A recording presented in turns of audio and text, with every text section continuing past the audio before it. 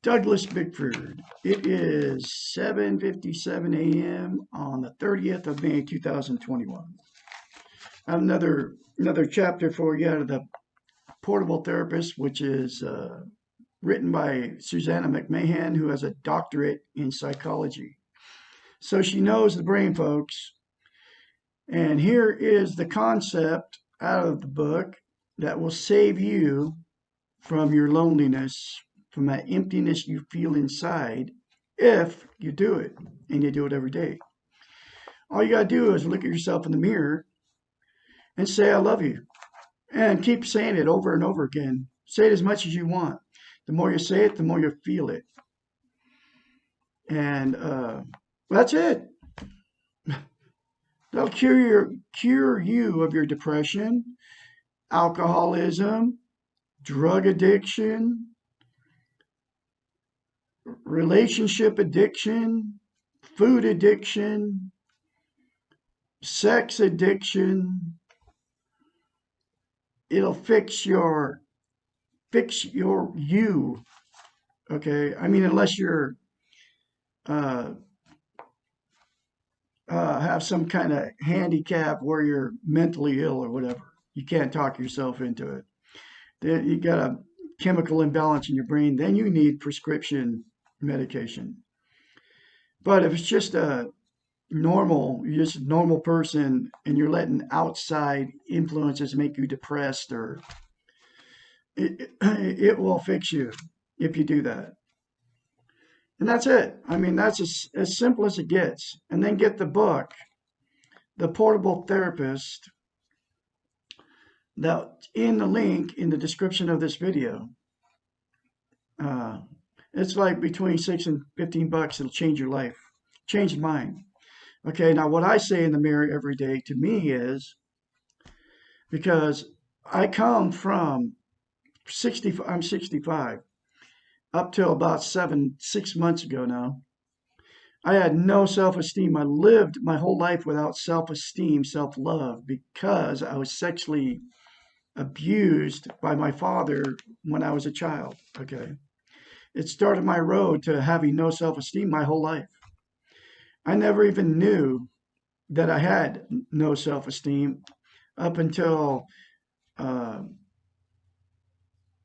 7 months ago now, when I left a toxic relationship. I've been married 4 times. Because we attract exactly what we are. I put an ad on Craigslist, and I met this woman back in 2017. May of 2017. Met her on Craigslist, married her after 3 weeks, and it was a disaster. And then I knew something was wrong with the relationship 6 months in. We were fighting all the time, blah, blah, blah. I mean, just, it was terrible. And then I married into a dysfunctional family to boot. Had her brothers living on the property. Had her mother moved in. And I find out that why my wife why she was the way she was, because she was abused by her mother and father, but is in denial of it. Okay. And her defense mechanism kicks in. She even told me there was stuff she would never tell me, but I told her all my past. But it's okay because it ended up really good because I call God the Great Spirit got me out of it in November on November 2nd, 2020. I'll never forget the day. Okay, and because of that, I now have self-esteem. I just got done a couple weeks ago. I bought a house and paid cash for it in Klamath Falls, Oregon, and that's where I'm at now. I'm broadcasting from it's the dining room. I bought a 100-year-old house. It's absolutely beautiful.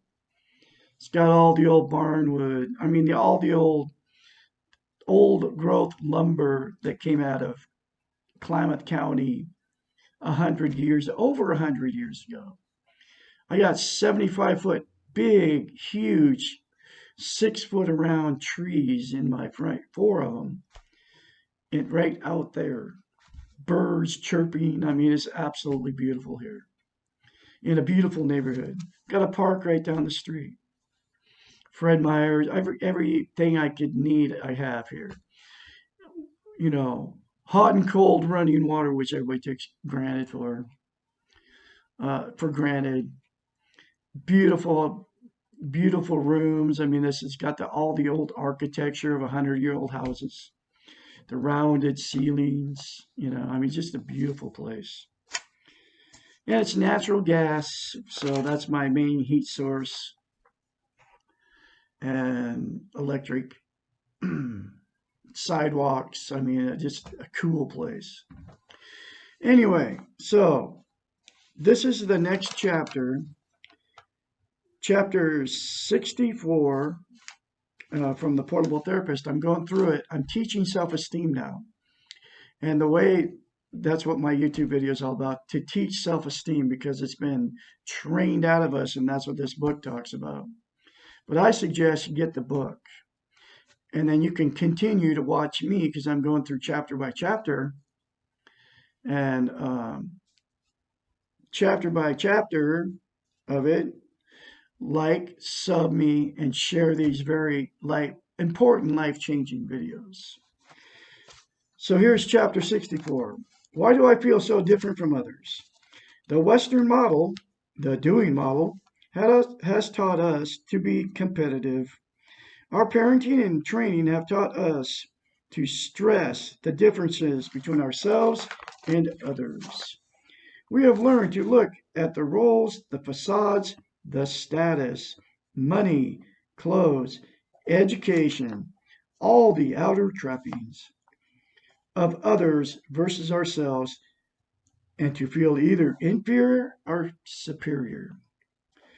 When we use this model as our model for living, we perceive everyone else with judging eyes, and judging eyes only attend to the differences between ourselves and others. When we have perceived the world this way for a long time, we lose sight of the similarities between ourselves and others, and we cannot see the common ground that we share. Now, I can't even be around my ex-in-laws and all that anymore because I didn't know what was going on then. I always felt uncomfortable with my ex-wife and her family, because my two kids are from my first wife and her family and all that.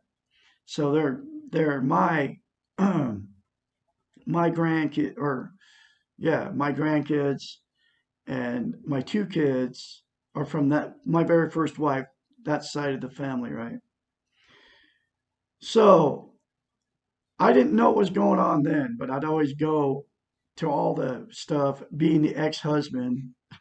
I mean, not related to any of these people, just my kids, right? And then my first wife got remarried again. I'd even go and hang out, over there, because that's kind of a normal thing, right? But anyway, I didn't know what the feeling was, but they were all, every time I went to any of these things, I could just feel it. They're all judging me.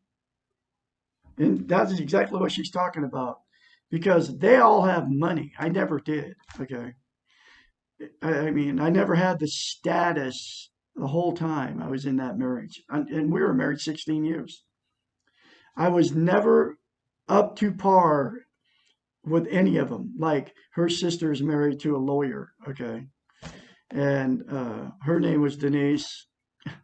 That was my very first marriage. I met her in Klamath Falls, married her after 3 days. Okay. That was my first marriage. Anyway, so they're all insecure with themselves and they all have money. So that's how they make themselves happy. And so people, but I didn't know it, what was going on then, but I know now. And I can't hang around those people. I won't be around it because I know they're just sitting there judging me, condemning me because I don't have as much money as them. And that's exactly what this is talking about. It's because they get judgmental and they don't like you because you're not like you don't have the beautiful house, the beautiful car, the all the stuff that they have, which I never did until now. And if I won't hang around them now because even if I did bring him over here and they live in the same town, my ex-in-laws, right? Even if I brought them over here and showed them this house, they would judge and condemn me because it's an old house. I mean, it's got all the original stuff in it, and it needs a little bit of work.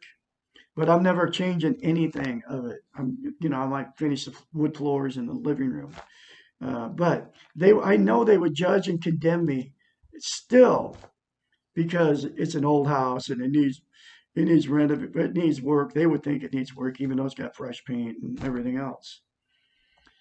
But anyway, so that's why I won't be around them because I'm not going to let them. I always try to influence these people, and it didn't do any good whether I had everything or not. They still judge and condemn me. Okay, I can't be around them. And my daughter is with an alcoholic abusive guy. So is my son with an alcoholic abusive woman. Just like I came out of my ex, my last fourth marriage was an alcoholic abusive, and her whole family was abusive to me, and I put up with it for 3.5 years. And it took the Great Spirit, who I call God, she threatened to kill my cat. Okay, she had already killed two of them. I wasn't gonna. That was it. Okay, and then I walked out, and I haven't looked back, but I still have the moments of pain of it, and that's all in this book and how I learned to deal and accept the pain I have from that relationship. Anyway, here we go. I'm continuing on here. And I'm not the same person I was 7 months ago. I'm not at all. Because I've learned to love myself because of that one simple concept. And then I kept reading the book, and there's more concepts in here. So that's why it's very important that you get the book. Focusing on our differences rather than our similarities is a sure way of losing our sense of belongingness.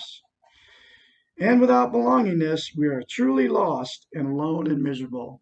See, all those people I just talked about, they're all lost, okay? Because you'll never buy happiness with things, material possessions. You can never get happiness with uh, going to church or money, okay? You could have $1 million in the bank and still blow your head off because it doesn't make you happy. And I could hear all the conversations going on when I was around those people. They're judging, condemning everybody. That's what the conversations are about. Talking about other people. How terrible other people are. My ex mother-in-law, she called black people coons. I mean, it was like she was like, "Oh, those coons." And then Martin Luther King, right? She hated that guy. I mean, she would say he was a coon and that he did terrible things when he was, you know, I mean, it was just like they're racist, and that's how they are with no self-esteem. That's how you are. Okay, self-love, because if you have self-esteem, you won't criticize, judge, or condemn other people because we're all connected. They're all the same. We're from the same. Okay, we're all, however you want to call it, whether we're created, whether we came from evolution, we are connected. Everybody is connected.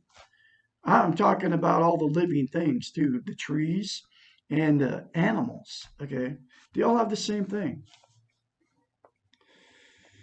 It is great. It is a great paradox that what others like about us and what they relate with is not our individual uniqueness, our differences from others, but our similarities with them. I'm going to read that one more time. It is a great paradox that what others like about us and what they relate with is not our individual uniqueness, our differences from others, but the similarities with them. As humans, we share feelings and responses and the ability to understand and empathize with others. Our closeness comes from this shared awareness. We may not act in the same way to the same stimulus as someone else, but we do recognize, excuse me, the similarity of the feeling. We are unique in the way that we behave, but we are similar in the way we feel. All of us know pain, even though each of us has our own reasons for our pain. We feel different from others when we fail to recognize the validity of another's pain. Being self-centered results in denying, ignoring, or failing to perceive the importance of others. Perceiving ourselves as different from others means being able to relate to the humanness that we all share. And this is Bullseye. This is the guy that got us out of the terrible relationship. God used him to cause trouble, well, he didn't do anything wrong. He's a cat. But she was going to kill him because he scratched her mother in the face, but her mother lied about it and said that he jumped off the floor for no reason and just attacked her. And the truth was, she used a cane or whatever, prodding him when he was in a cat fight and had her face down there by him. She was trying to break up a cat fight and he scratched her in the face because she was using a cane on him. And anyway, so they were going to kill him, literally, weren't they? And he knows the truth too. And he saved me because of all that. I got self-esteem, and that's why I'm on YouTube making videos of teaching self-esteem. But there he is. I love you, buddy. He's a good boy. He would never do something intentionally just to hurt somebody. And that's what I mean. The day I left, man, they were going to kill him. Her mother and my wife, attacked me over and over again. Her mother was telling me, you need to get rid of that cat. He's dangerous and all this stuff, right? And I took him and my two other cats and I left. I mean, right. And he knows too. Me and him have become real close. Didn't we, buddy? I love you. Okay, get going. Anyway, he jumped up on me, so I had to share that with you.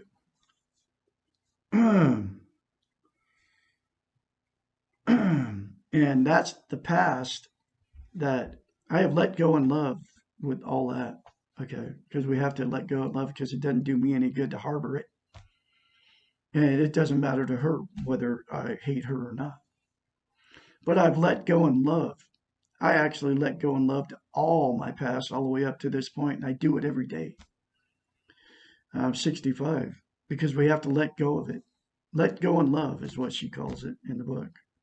And that's what I've done to all my past relationships, my marriages, and because I've been through 4 and because of my low self-esteem. I will never put myself in that position again. I've been clean and sober. I'll put it that way. From addictive relationships. Okay. I'll never, ever go through that pain again. It's too devastating. I'm now finally starting to heal from it. When I can think of my last wife as I think of all my other wives, okay, just, there's nothing there, which it will come, and it'll be at that point. It's getting there, okay, when I can just think of her as just, it was just that was just a mistake, okay, to get in that relationship. But my past has led me where I was, and the most important thing is that I gained self-love, self-esteem because of it, okay, and because God used my cat to do it. He woke me up on November 2nd, 2020. Like I said, my wife actually took a gun and shot my cat in the back of the head, one of them. The other one, she forced me to send out at night in the country, coyotes, owls, and got one of my cats because she forced me to do it. And I told her, I tried to fight her, but I wanted to make the relationship work. I had such low self-esteem, I let her do it. And I let her kill my other cat. Literally, literally.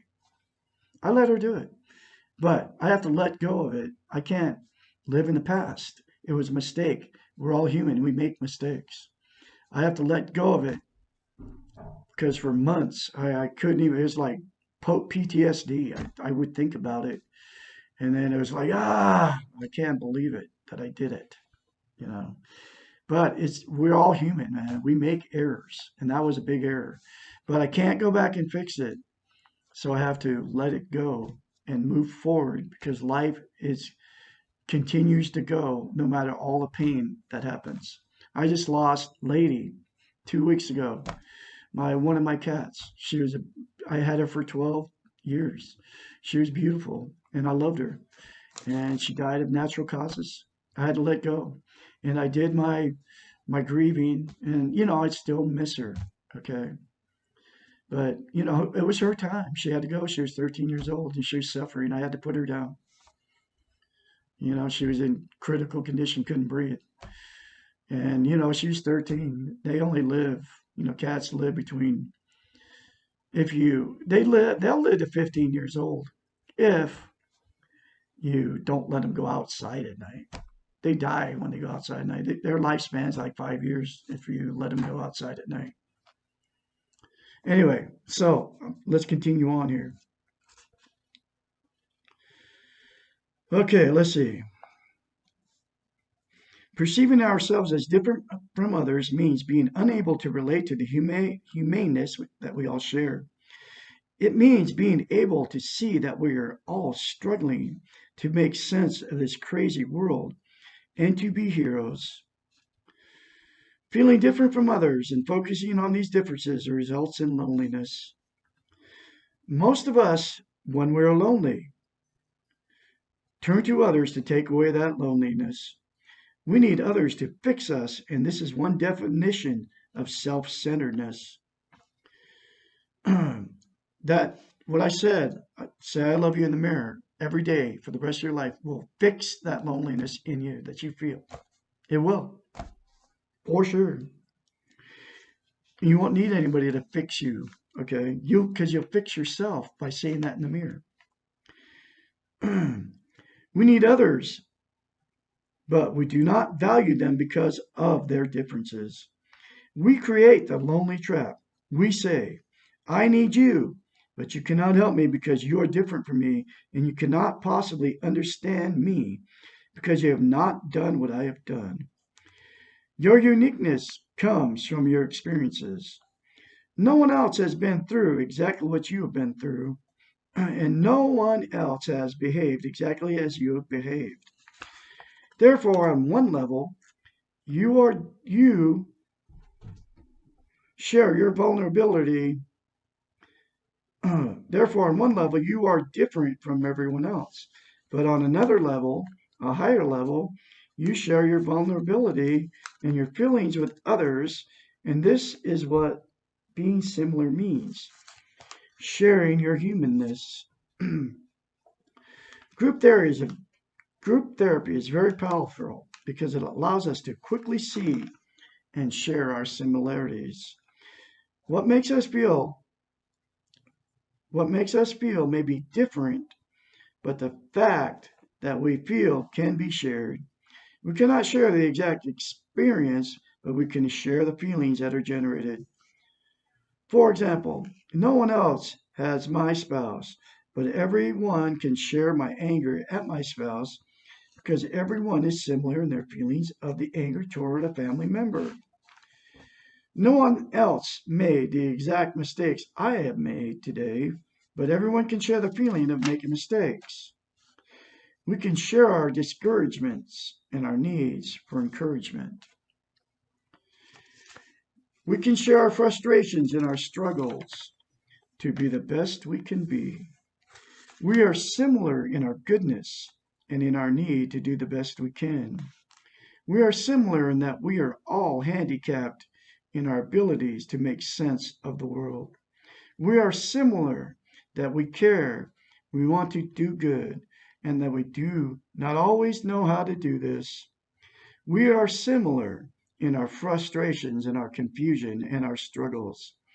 Recognize these similarities creates belongingness, which helps us in the process of self-esteem. Belongingness, recognizing our similarities, wanting to have relationships with others, are the reasons for developing social interest. This concept will be explained in the following section of this book, and that will be the next chapter I go through. So, like I said, look yourself in the mirror and say, I love you every day for the rest of your life. You can get in touch with Douglas Bickford at douglasbickford753@gmail.com. Get the book, Portable Therapist, in the link in the description down there in this video. Go through it, the book, folks. It will change your life. And you can change your life by the number one thing you can start today. You can make the choice to love yourself. That's within your control. There's two things you can control: the way you feel about yourself and the behavior because of that feeling.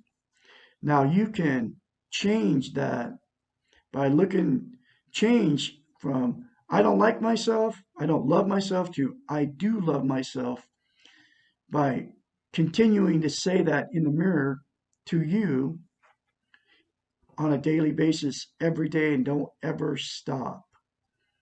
And I guarantee you will start. The more you say it, you can say as much as you want.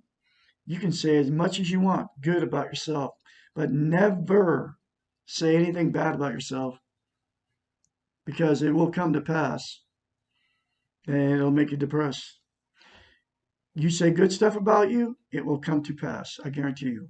I say I'm a good musician, I'm a good grandfather, I'm a good father, I'm a good dad, I'm a good husband, I'm a good cook, I'm a very talented musician, I'm good looking, I'm a beautiful person from the inside out. I love myself, I love my inner child. I will not live in the past in guilt, and I will not live in the future in anxiety. I will do good things for the rest of my life. All good things are coming to Douglas A. Bickford.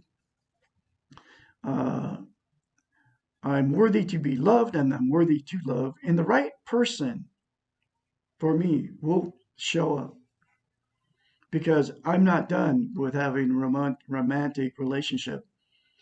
I want to be in love, and I want somebody to love me for just the way I am, just the way I sit here right now. And I know it will happen eventually, because I have a lot to share. I'm a very nice person. I'm very easy to get along with too. I've accepted all my past abuse and and I have taken responsibility for any pain that I've caused, and I don't deny or mask any of the pain that I've received in my past 65 years from other people. And I will never mask it with drugs, TV, sex, religion, material possessions. I will never mask my pain ever again because I did it for years. I choose to love Douglas A. Bickford because that's within our control. And I choose to do good things to other people. I will not judge and condemn anybody ever again. I've done it for years.